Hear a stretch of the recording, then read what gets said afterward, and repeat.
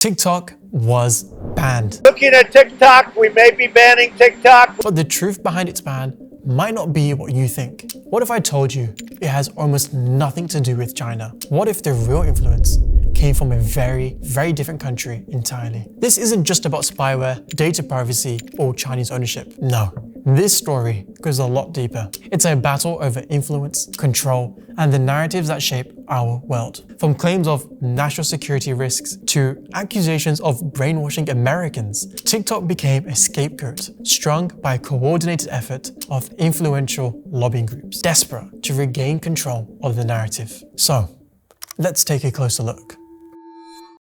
We need to go back to 2020, when then US President Donald Trump declared that TikTok's parent company, ByteDance, was a national security threat. That memo sparked a 4-year-long battle over the app's future in America.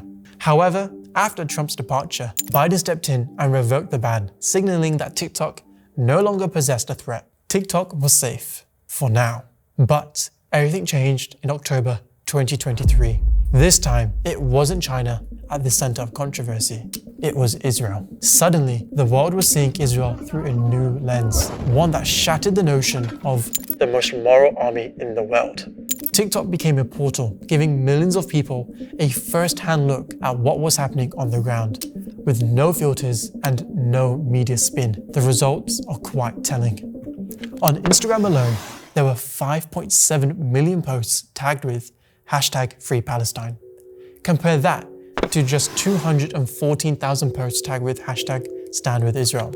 That's an overwhelming tidal wave of support for Palestine. Now, look at Facebook. The numbers are even more staggering. 11 million posts for #FreePalestine versus a mere 278,000 for #StandWithIsrael. That's not a coincidence. It's a global statement. But here's where it gets really interesting. TikTok. #FreePalestine content didn't just trend, it went viral. Views for the hashtag peaked at an astronomical 82 million in just 1 week alone, and #IStandWithIsrael barely scraping 2 million views. These numbers aren't just statistics, they're a reflection of a shift in public sentiment.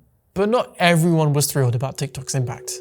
In fact, some people were so unhappy, they crunched some very creative numbers to try and explain it. Take Anthony Goldblum, a statistician, and yes, that's a real thing, who made a rather shocking claim. Spending just 30 minutes a day on TikTok could make someone 17% more anti-Semitic. Yes, a whole 17%. And this statistic made its way into the national spotlight, shared during a live primary debate by none other than Nikki Haley. Every 30 minutes that someone watches TikTok, every day, they become 17% more anti-Semitic. But TikTok wasn't just an app. It was now a threat. And for those with a vested interest in controlling that narrative, TikTok became a problem that needed to be silenced. TikTok, now on center stage, is getting the attention of pro-Israeli lobbyists. We need to talk about TikTok. TikTok, if you will, it is the 24/7 news channel of so many of our young people, and it's like Al Jazeera on steroids. Jonathan Greenblatt, the CEO of the Anti-Defamation League, or ADL, has been one of TikTok's harshest critics. So why are the ADL suddenly concerned? The ADL is well known for its staunch pro-Israel advocacy, and Greenblatt isn't holding back when it comes to this platform. His frustrations are telling because TikTok doesn't allow the same level of access to its analytics that other tech giants like Facebook or Google provide. He had this to say about the future of TikTok and the importance of making Israel save face. We must, you must, take this deadly seriously. Capturing TikTok might seem less meaningful than holding on to Mount Hermon. Libelous tweets certainly might seem less deadly than missiles from Yemen. But this is urgent because the next war will be decided based on how Israel and its allies perform online as much as offline. But Greenblatt and the ADL aren't the only ones targeting TikTok. The US government has also jumped on questioning the app's alleged ties to communist China, which I thought this was all about. Anyway, America began questioning the CEO of TikTok over its links to communist China, and if he was Chinese? Have you ever been a member of the Chinese Communist Party? Senator, I'm Singaporean. No. So in 2023, the Protecting Americans from Foreign Adversaries Act was passed. The bill framed TikTok as a major threat to national security, accusing the platform of brainwashing Americans and harvesting user data. Sounds scary, right? But here's the thing. Platforms like Facebook and Google have been caught doing the exactly same thing for years, even selling users' data to China, but they're not the ones on trial. This bill moved through Congress rapidly, with no opposition. So how did this all happen? The answer is AIPAC, one of the most powerful pro-Israel lobbying groups in the United States. AIPAC is well known for its efforts to shape media narratives and maintain steadfast American support for Israel. So it came at no surprise. I do have to say, it is quite sad to think that of a nation when it comes to school shootings which have tragically made firearms the leading cause of death among kids in America, or a healthcare system where millions can't even access basic care. It's an issue that's seemingly too difficult and complicated to fix. But when it comes to shutting down a platform that led to people mobilizing for real change, the government moves so fast and so decisively.